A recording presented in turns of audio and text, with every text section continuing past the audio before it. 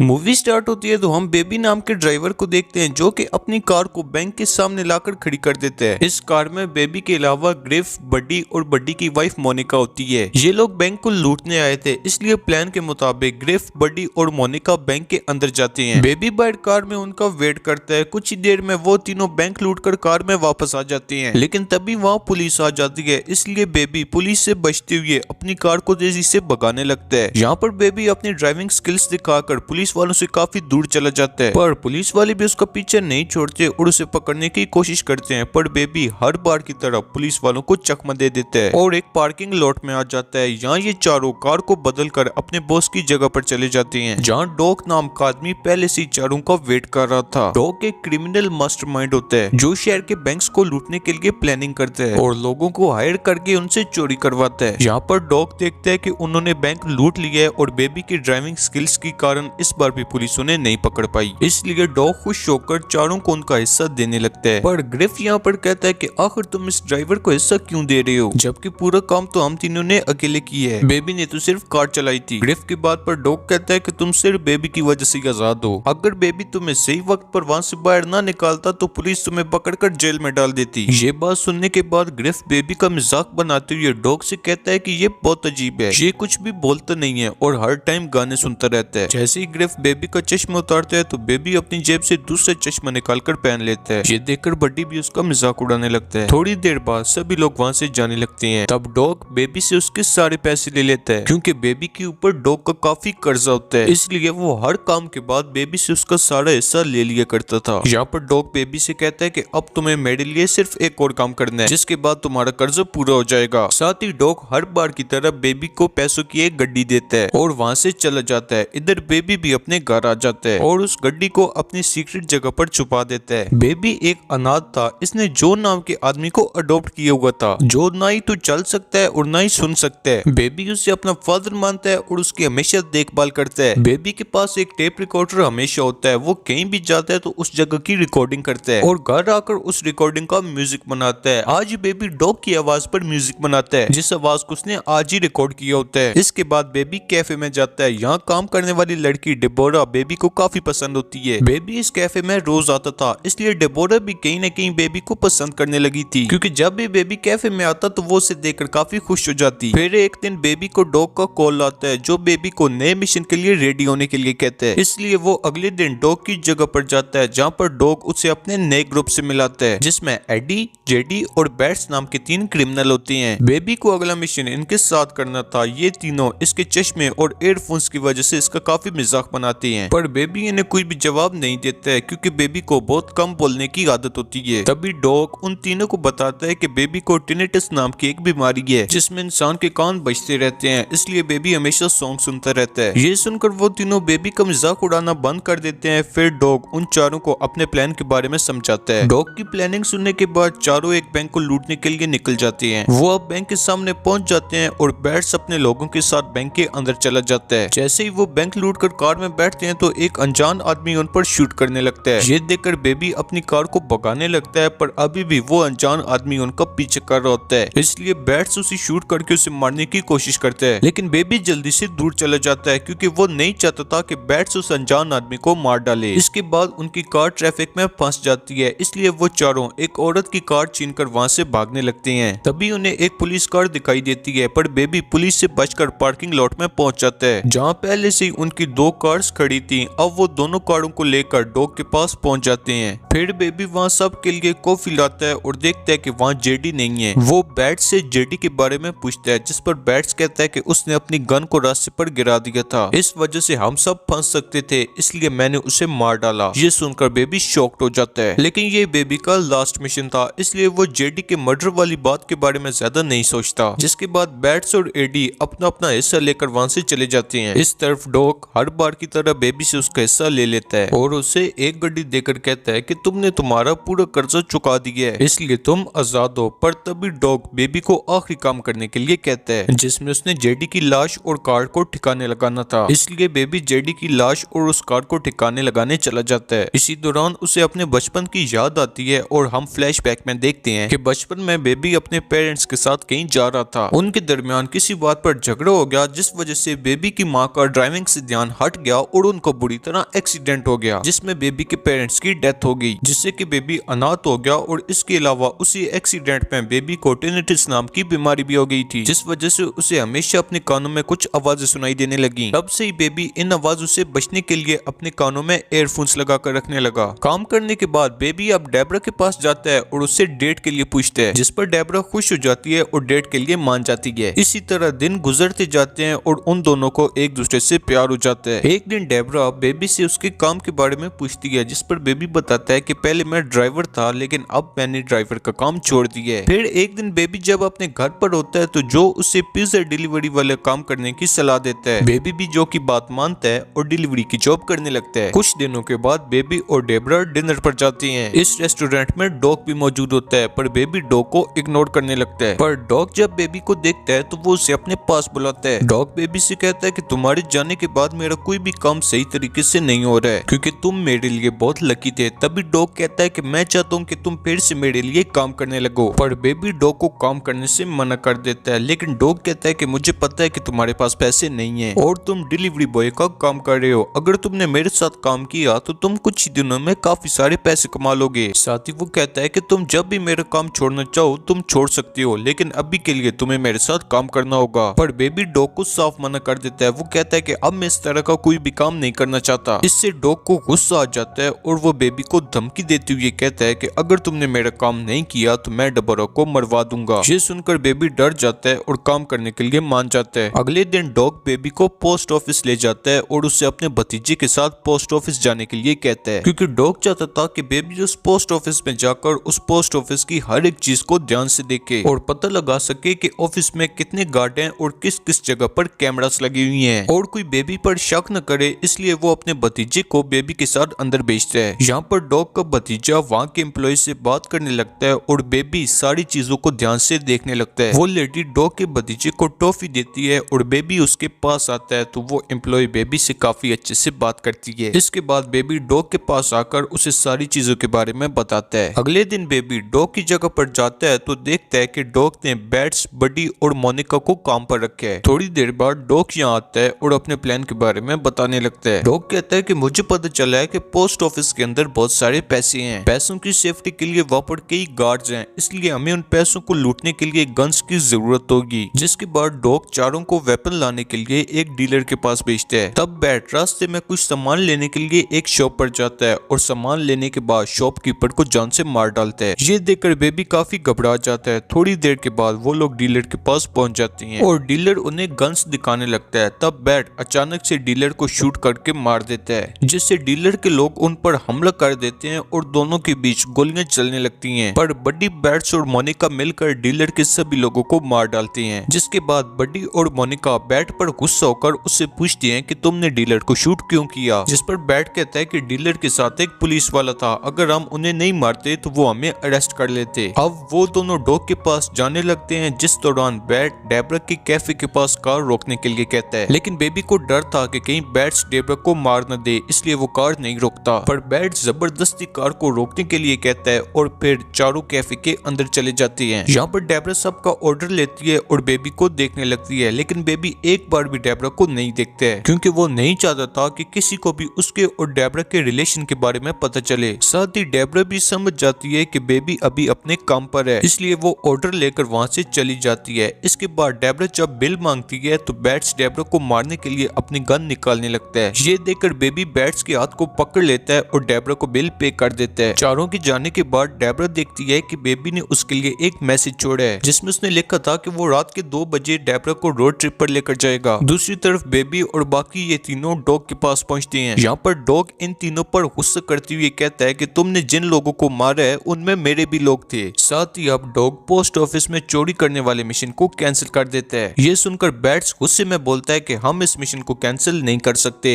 तो डॉग सबसे पूछता है कि कौन कौन इस मिशन को करना चाहता है, जिस पर बड्डी, बैट्स और मोनिका हाँ कहते हैं, लेकिन बेबी कोई भी जवाब नहीं देता। डॉग बेबी से कहता है कि अगर तुम इस मिशन को नहीं करना चाहते तो तुम जा सकते हो, पर बेबी इस मिशन के लिए हाँ कर देता है और फिर सोने के लिए चला जाता है। रात के 2 बजे बेबी को याद आता है कि उसने डेब्रा को मिलने जाना है, इसलिए वो छुपते हुए वहाँ से जाने लगता है, पर बड्डी उसे देख लेता है। वो उससे पूछता है कि तुम इस वक्त कहाँ जा रहे हो। इसी बीच वहाँ बैट्स भी आ जाता है और बैट्स के पास बेबी का टेप रिकॉर्डर होता है और वो बेबी की सभी रिकॉर्ड की हुई आवाजें सुन लेता है। तो बैट्स को शक होता है कि बेबी पुलिस से मिला हुआ है, इसलिए वो बेबी से सवाल करने लगता है कि क्या तुम हमारी रिकॉर्डिंग्स पुलिस को सुनाने वाले थे। पर बेबी कहता है कि मैं पुलिस का खबरी नहीं हूँ, बल्कि ये मेरा शौक है। मैं सभी की बातों को रिकॉर्ड करता हूँ और उन आवाजों से म्यूजिक बनाता हूँ। पर बैट्स को उसकी बात पर यकीन नहीं होता। तो बेबी कहता है ऐसे बहुत से म्यूजिक्स मेरे घर पर हैं जो मैंने रिकॉर्डिंग से बनाई हैं, जिन्हें सुनकर तुम्हें मेरी बात पर यकीन हो जाएगा। इसके बाद बैट बेबी के घर से वो सारी रिकॉर्डिंग्स ले आता है जिनसे बेबी ने म्यूजिक बनाया हुआ था। अब डॉग उन कैसेट्स को प्ले करता है जिसमें उसे अपनी आवाज सुनाई देती है। कैसेट सुनने के बाद डॉग को बेबी पर काफी गुस्सा आता है, इसलिए वो बेबी की जगह किसी दूसरे ड्राइवर को बुलाने के लिए कहता है। साथ ही उन्हें यह भी पता चल जाता है कि डेब्रा और बेबी एक दूसरे को जानते हैं। तभी बेबी डॉग को समझाता है कि मैं पुलिस का खबरी नहीं हूँ और मैं तुम्हारे साथ इस मिशन में काम नहीं करना चाहता, और इन सब से कहता है कि मैं आगे से कोई भी ऐसी गलती नहीं करूंगा। इसलिए डॉग उसकी बात मान जाता है और उसे दोबारा काम पर रख लेता है। अगले दिन बेबी उन तीनों को पोस्ट ऑफिस ले जाता है और तीनों जल्दी से पोस्ट ऑफिस के अंदर चोरी करने के लिए चले जाती हैं। इसी दौरान बेबी उस पोस्ट ऑफिस की एम्प्लॉय को देखता है जिसने एक दफा बेबी से बहुत ही अच्छे से बात की थी। यहाँ बेबी उस लेडी को इशारा करता है कि वो पोस्ट ऑफिस में ना जाए, जिससे लेडी खतरे को समझ जाती है और वहाँ एक पुलिस ऑफिसर को बुला लेती है। तभी वो तीनों चोरी करके बाहर आ जाते हैं और बैट्स उस ऑफिसर को शूट कर देता है, जिसके बाद वो कार में बैठ जाते हैं और बेबी को यहाँ से जल्दी भागने के लिए कहते हैं। पर बेबी उनकी बात नहीं सुनता, जिससे बैट उसके फेस पर गन से वार करता है और उसे मारने की धमकी देकर कार को भगाने के लिए कहता है। बैट से परेशान होकर बेबी अपनी कार को सामने खड़े हुए ट्रक की तरफ भगाता है। इस ट्रक में कई सरिये रखे हुए थे जो कि सीधा बैट की बॉडी के आर पार हो जाती हैं, जिससे उसकी डेथ हो जाती है। असल में बेबी का प्लान था कि वो इस मिशन के दौरान सारे लोगों को मरवा देगा, क्योंकि वो डेब्रा के साथ एक अच्छी लाइफ जीना चाहता था। पर इन क्रिमिनल्स की वजह से वो कभी भी सुकून से नहीं रह सकता था, इसलिए इसने इन सब को मारने का प्लान किया था। अब यहाँ पुलिस भी आ जाती है, जिसे देखकर बेबी, मोनिका और बड्डी भागने लगती हैं। बेबी आगे भाग जाता है और मोनिका और बड्डी पुलिस पर गोलियां चलाती हैं और एक कार उठाकर वहाँ से भागने लगते हैं। इधर बेबी एक मॉल के अंदर जाकर अपने कपड़े बदल लेता है और एक कार चुराकर भागने लगता है, जिस दौरान वो गलती से अपनी कार को बड्डी की कार से टकरा देता है। तभी पुलिस यहाँ पर आ जाती है और इन तीनों पर गोलियां चलाने लगती है। तब मोनिका और बड्डी भी पुलिस पर गोलियां चलाती हैं। पुलिस यहाँ पर मोनिका को शूट कर देती है और वो मर जाती है। इसी बीच बेबी पैसे लेकर वहाँ से भागने लगता है। बड्डी यहाँ पर बेबी को देखते हुए कहता है कि तुम्हारी वजह से मोनिका की मौत हुई है। इतना कहते ही वो बेबी पर शूट करने लगता है, पर बेबी किसी तरह बचकर सड़क पर आ जाता है और एक ओल्ड लेडी से कार छीनकर सीधा अपने घर पहुंच जाता है, जहाँ पर वो सारे पैसों को उठाकर जो को देने लगता है, लेकिन जो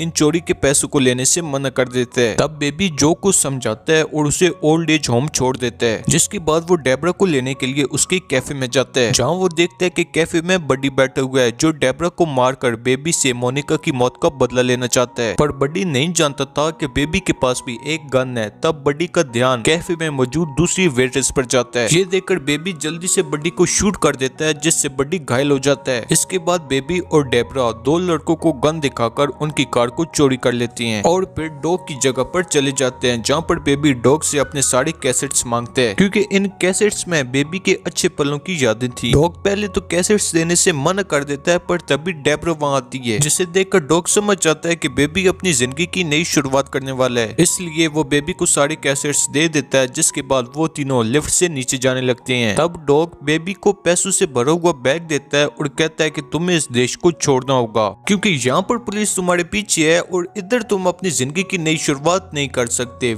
जैसे ये लोग नीचे आते हैं तो उनके सामने गन डीलर के 3 लोग आ जाते हैं, जो अपने बॉस का बदला लेने के लिए डॉग और बेबी पर हमला करने लगते हैं। यहाँ पर डॉग बेबी और डेब्रा को भागने के लिए कहता है और अकेले ही इन तीनों से लड़ने लगता है। इसी बीच बड्डी पुलिस की कार लेकर वहाँ आ जाता है और गुस्से में डॉग को ही उड़ा देता है, जिसके बाद वो बेबी के पीछे पड़ जाता है। तब बेबी अपनी कार से बड्डी की कार को ठोकने लगता है। बार बार अटैक करके वो उसकी कार को बिल्डिंग से नीचे गिरा देता है, पर बड्डी कार के गिरने से पहले ही कार से उतर जाता है और बेबी पर गन पॉइंट करके उसके कानों के पास गोली चलाने लगता है, जिससे बेबी नीचे गिर जाता है और इसके कानों में बहुत दर्द होता है। ये देखकर डेब्रा एक रोड से बड्डी पर हमला कर देती है, पर बड्डी डेब्रा को पकड़ लेता है और उसे मारने लगता है। तभी बेबी बड्डी की गन उठा लेता है और बड्डी के पैरों में शूट कर देता है, जिससे बड्डी अपना बैलेंस खो देता है और बिल्डिंग से नीचे गिरकर मर जाता है। बेबी भी यहाँ पर बेहोश हो जाता है तो डेबरा उसे कार में बिठाकर यहाँ से निकल जाती है। अब सुबह हो जाती है और थोड़ा आगे जाने के बाद डेबरा अपने आगे कई ऑफिसर्स को देखती है जो बेबी को पकड़ने के लिए खड़े हुए थे। पुलिस को देखकर डेबरा अपनी कार को वापस मोड़ने लगती है। इसी दौरान बेबी को होश आ जाता है और वो डेबरा को कार रोकने के लिए कहता है, जिसके बाद बेबी पुलिस के सामने अपने आप को सरेंडर कर देता है। इस सब के बाद हमें कोर्ट रूम का सीन दिखाया जाता है जहाँ पर जो